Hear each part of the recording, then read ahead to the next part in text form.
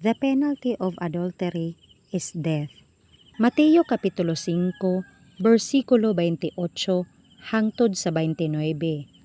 Apan ako nagaingon kaninyo, nga tanan kadtong nagatanaw sa usa ka babayi sa pagkaibog kaniya, nakapanapaw na kaniya sa iyang kasing-kasing. Ug kung ang imong mata nga tuo, mao ang kahigayonan sa imong pagpakasala, luska og ipahilayo kanimo. Kay maayo pa kanimo nga ang usa ka bahin sa imong lawas mawala, ug dili nga ang tibuok mong lawas igahulog sa infierno. Levitico Kapitulo 20, versikulo 10.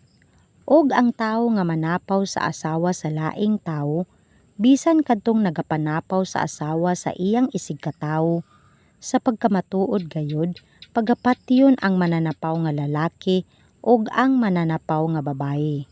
Ikaduhang Pedro Kapitulo 2, versikulo 14. Nga may mga mata nga napuno sa pagpanapaw, ug dili sila arang makaundang sa pagpakasala, nga nagabuyo sa mga kalag nga mahuyang, nga may kasing-kasing nga naanad sa kahakog, nga mga anak nga tinunglo.